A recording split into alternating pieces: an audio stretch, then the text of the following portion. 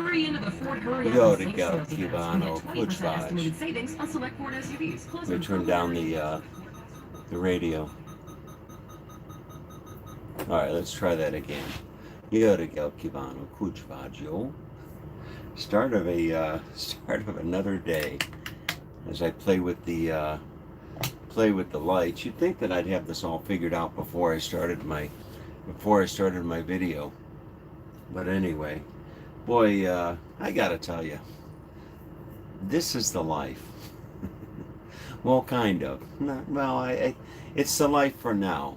It's the life for now. Waking up this morning, I slept in. I said, screw it. That's what I said this morning. I said, screw it. I'm just going to sleep in. I'm going to pamper myself a little bit. I slept with all the windows open last night.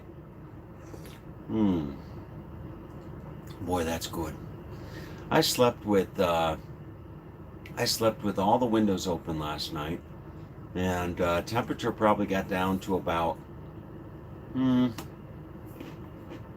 45, 50 degrees, something like that.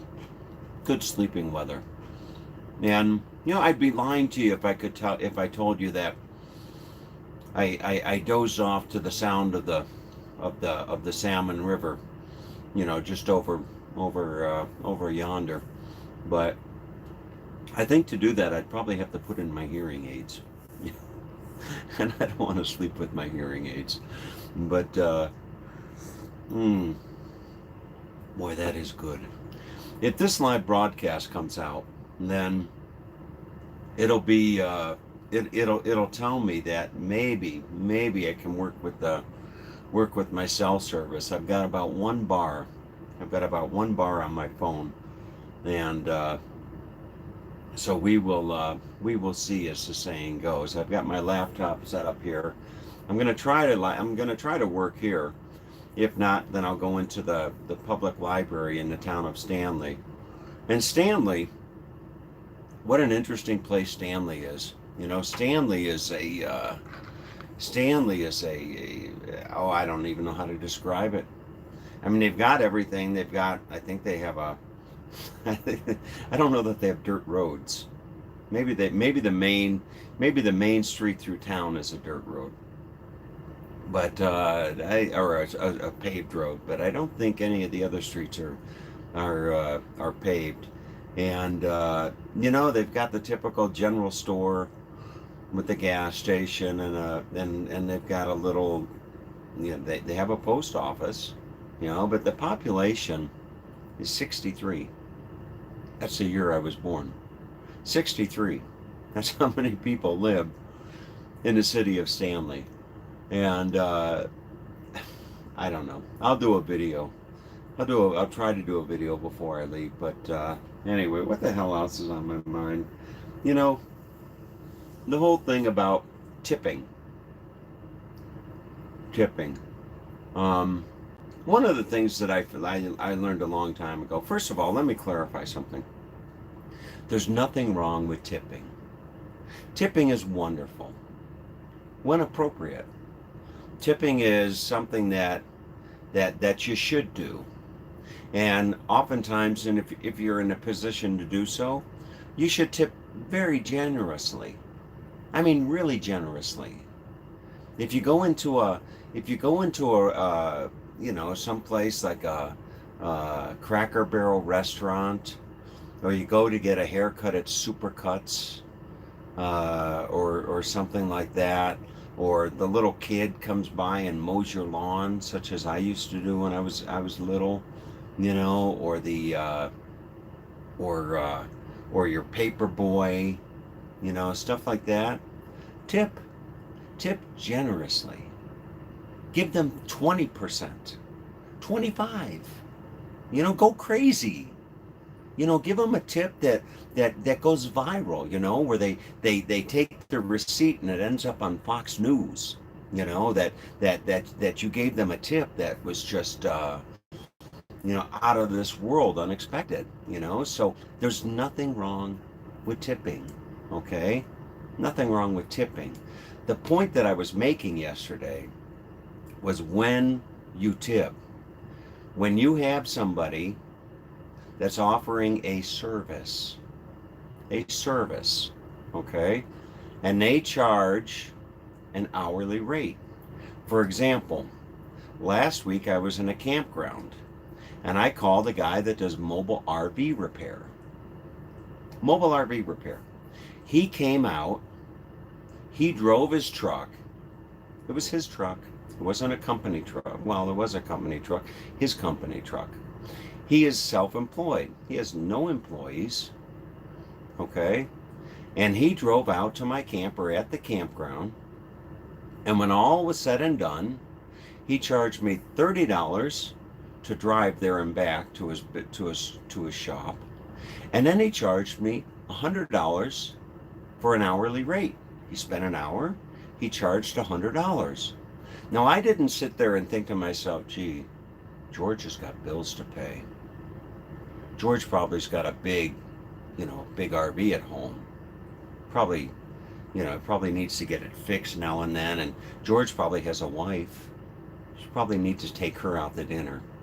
Crap, you know what? I'm going to give George, let's see, what's 15% of 100? George, here, I'm going to give you 115 for coming out to look at my camper. Okay. It doesn't happen. Okay? It just doesn't happen. So I guess, the defining thing for tipping, okay, is, a lot of people will say, well, if they're doing something that's a personal service, if they're doing my nails, if they're doing my hair, if they're giving me a massage, if they're doing something that involves touching my body, I got a tip. Got to give them a tip. If it involves touching me anywhere, you go to your doctor. Okay, when's the last time you tipped your doctor? Think about it.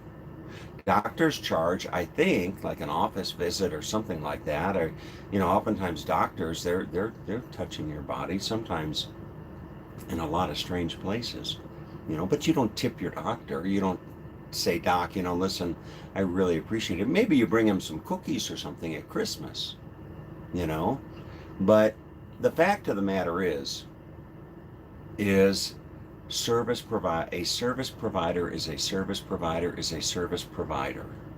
However you want to look at it. Okay? Somebody doing your nails is no different than somebody fixing your refrigerator. Somebody doing your hair is no different than somebody changing the oil in your car. Okay? It's a service. They're providing a service. All right? So the other thing about that is this. One of the fundamental fears, when you talk about psychology, there are something like, I don't know, the fundamental fears, the top 5 fundamental fears. One of the fears is fear of dying. One of the fears is the fear of getting sick, fear of the loss of a loved one, okay? The fear of public speaking. I struggle with that one sometimes, fear of public speaking. But the other one is fear of criticism. Fear of criticism. Fear itself. Wasn't it FDR that said the only thing to fear is fear itself? I think my coffee's getting cold. But wasn't it FDR that said the only thing to fear is fear itself? I think he also said walk softly and carry a big stick. I think he's the one that said that. But anyway, it comes down to fear. So you walk, and oftentimes it's fear of criticism. You walk in to get a haircut. You walk into a barber shop that's owned by the barber. Okay, just let's differentiate between walking into a Supercuts where you're getting, somebody's cutting your hair and they're getting paid an hourly wage plus tips. Okay, then you should tip. Okay, but you walk into a barber shop. The barber's sitting there in his thing, reading his paper. Maybe he has a cup of coffee. Outside, he's got a Mercedes Benz. He's got a nice home. Okay, he takes a beautiful vacation every year. and he's charging $25 a haircut. A haircut takes 20 minutes. That's a third of an hour. Okay? So in actuality, he's making $75 per hour. 20-minute haircut, $25, one third of an hour. You do the math. It's $75 an hour. All right? He's not. I'm sure that he's paying his bills just fine if he's making $75 an hour. Oftentimes, people will go into a situation like that, and they're not going to tip. They're not going to tip more times than not because they think, oh, he did such a good job. Okay? The guy that came out and fixed my RV did a good job. All right? But more times than not, people are not going to tip because, or they're tipping not because they think the guy's got bills to pay. They're afraid of what he will think. They're either afraid of what he'll think if they don't give him more than $25 an hour, okay, or they're afraid that if they come back the next time, he's going to remember that they didn't tip him, and he's going to say, screw them, I'm not going to cut their hair as well. So it's fear. Fear is the ultimate motivator in life. You know, fear motivates people above and beyond anything else in life. And I say that because I talk from experience. All right, I don't know what happened there, but I say that because I talk from experience. You know, I used to let fear, and to some extent I still do, but I used to let fear just steer my course through life. You know, fear used to be the rudder of my you know, vessel, so to speak, my ship going through life. It was fear that would steer me in this direction or steer me in that direction. And I tended, over the years, you know, I tended to reach the point in life where I used to ask myself, is it fear that's keeping me from doing something? You know, what ultimately is keeping me from doing something or making me do something? Is it fear? And then I would think back to FDR, and I would think, you know, the only thing to fear is fear itself.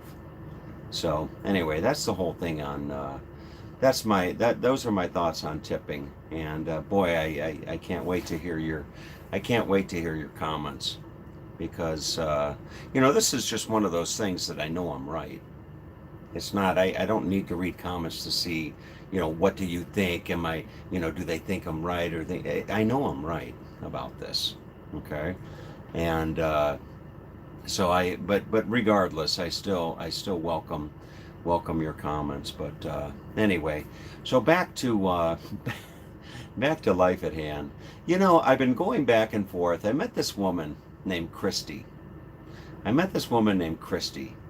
And I gotta tell you, like I told her the other day, you know, I was driving down the road and I was listening to a collection of songs, and one of the songs that came on was "A Peaceful, Easy Feeling," and I found myself thinking, that's how I feel about this lady Christy. Haven't met her yet.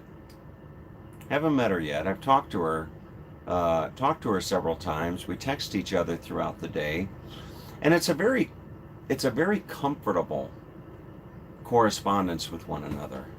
We met online, and she's an interesting, from what I've learned about her, she's an interesting person.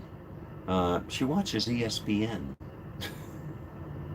She watches ESPN, of all things, but she's she seems like she's really a down-to-earth, wholesome American gal.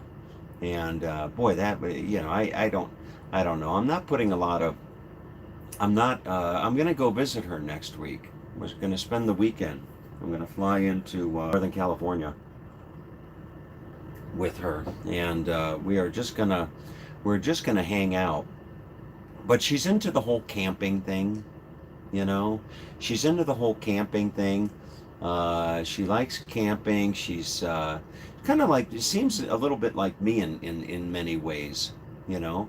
And I don't know if that's a good thing or a bad thing, but anyway, like I told her the other day, I said, you know, I said, when I think of you, I get a peaceful, easy feeling.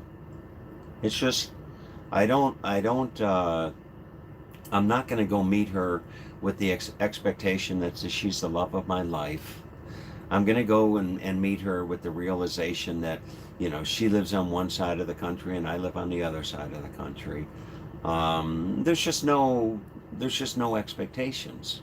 There's no, I wish I could see these comments that are coming through here. How does she feel about you discussing your thoughts? You know, I don't know. I asked her about that, and with the exception of using her first name, okay, and that may or may not even be her first name, but I'm not I'm not going to say, but with the exception of, you know, I am who I am. This is what I do. So ultimately, if I find somebody, they're going to have to accept me for who I am and what I do. Just like I will need to accept them for who they are and what they do. Okay? So as far as the whole YouTube thing and everything, I make it very clear up front. When I meet somebody, I tell them who I am and I tell them what I do. Okay? I tell them who I am and I tell them what I do. So they know that right up front. I don't even hide it. There's no need to hide it. At this point in time in my life, there's no need to hide anything.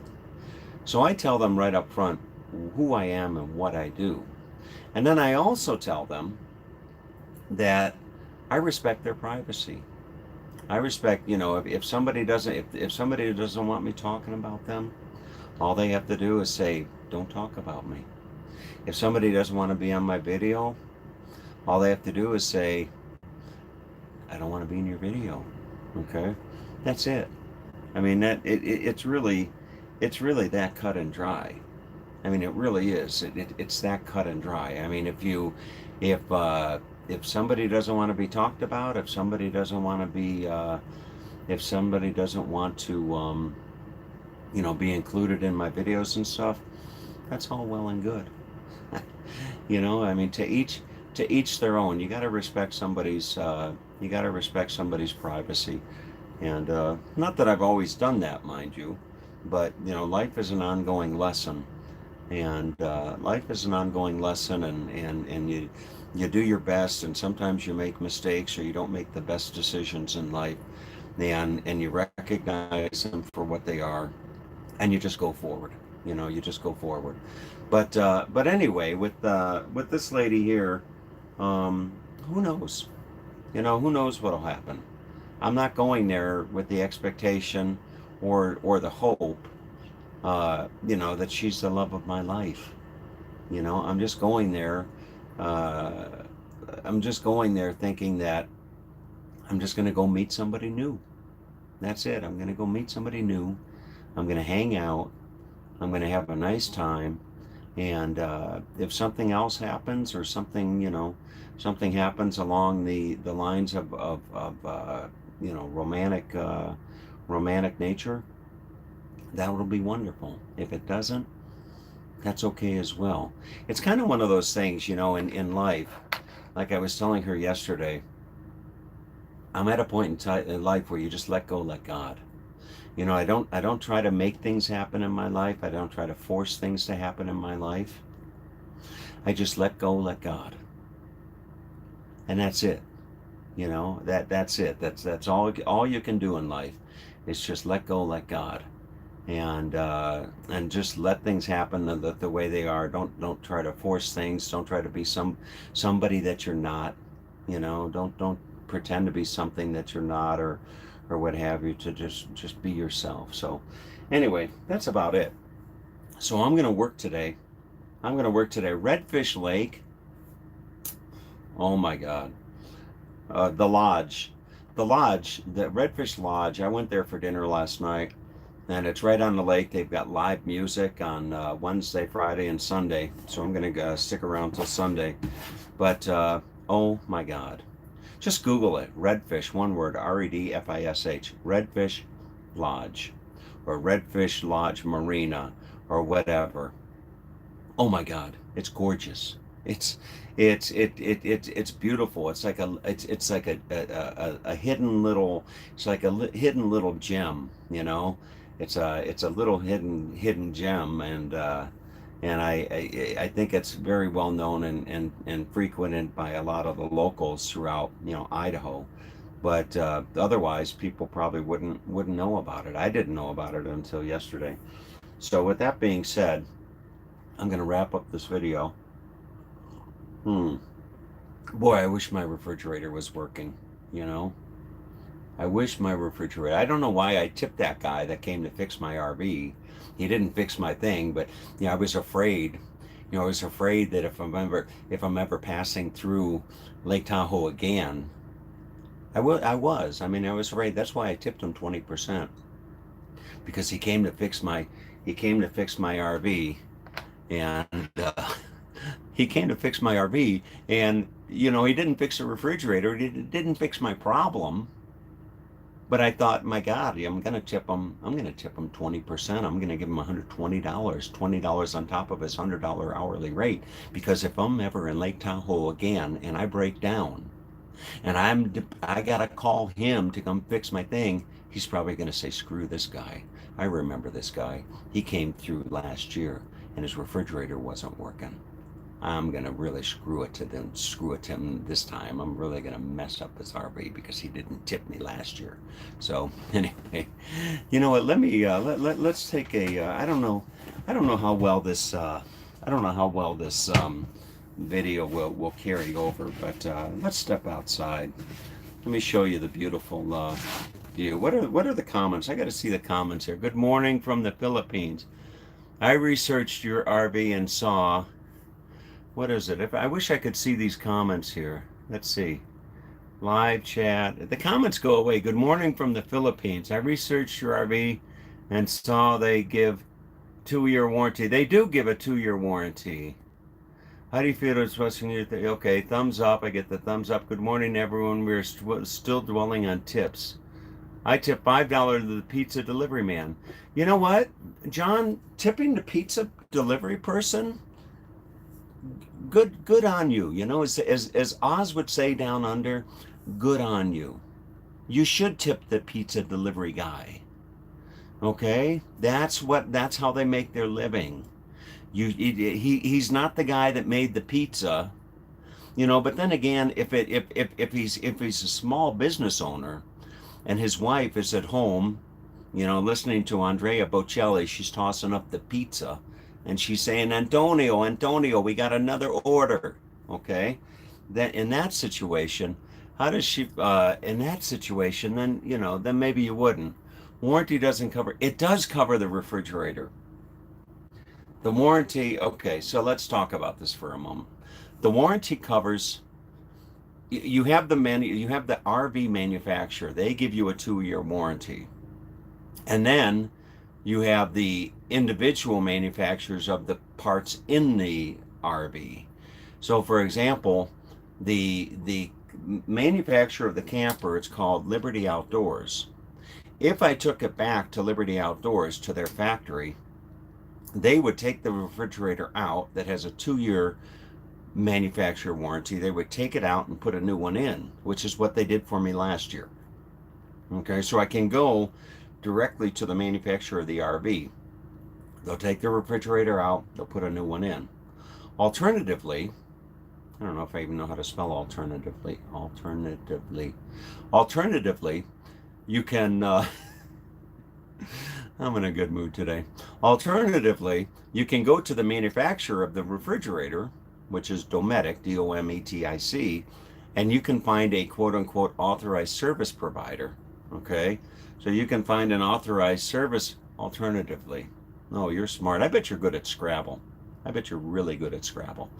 So you can go to the manufacturer, go to there and find a service provider and take it in. The problem is when you're traveling, oftentimes it's a, you know, they've got like a two week to a 4 week period where before they'll get you in. You know, got to wait 4 weeks to be seen. Uh, I think you got lucky last night. You think I got lucky last night? As in lucky? No, that hasn't happened. I don't know the last time I got lucky. It's been a while. It's been too long. It's been too long since I got lucky. But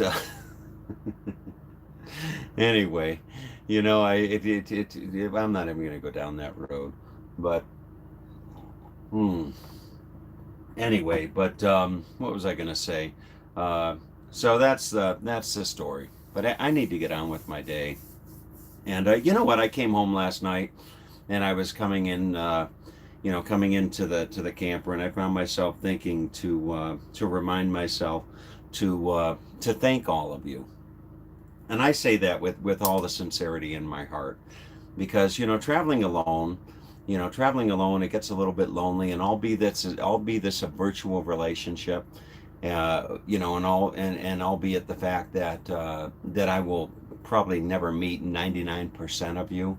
The interaction that I have with you through the comments and everything, it means the world to me. It really does. When I say it takes the edge off of loneliness, it does. As crazy as that might sound, being out here in this big scary world all alone it got it turned upside down. Let's see. There we go. All right, that's there. So being out here all alone is one thing in this big scary world, but the fact that I've got a lot of you that offer me words of encouragement and support and all that kind of stuff. You notice a lot of the incidentals have gone away. You notice that haven't. You notice we haven't been dealing with a lot of the incidentals. I don't know what happened. All of a sudden it seems like the incidentals. Remember all the nasty comments that we used to get? Now watch, I'm going to go ahead and get some nasty comments, I'm sure. We'll see, but anyway. So but that's that. But well, all of you, how do you pronounce your name? Is it Oksana? Oksana? Oksana? Am I allowed to talk about you on my YouTube channel? I don't know. Oksana. But anyway, Oksana and George and Daryl and Harry and Carlo and all of you folks. So anyway, let's wrap this video up. I'm going to step outside and let you see.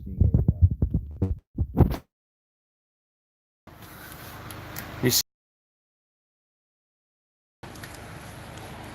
now I'm in my underwear. I don't know what my neighbors are going to say. Look at this. What a way to wake up, huh?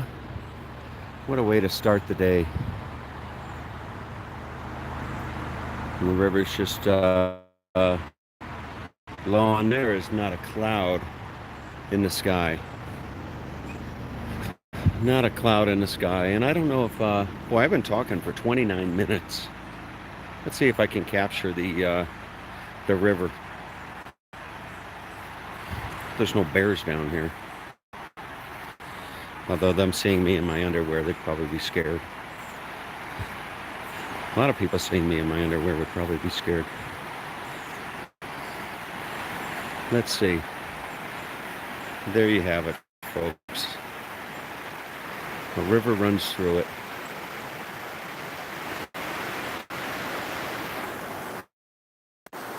Beautiful. The only thing missing is Mama Bear with the pups. No, the only thing missing is a woman that I can wake up to and go to sleep with. That's the only thing missing. I need a stinking woman. That's what I need. But look at that. Is that something? Just gorgeous. And I see people kayaking down this. You can rent a kayak and for a tube.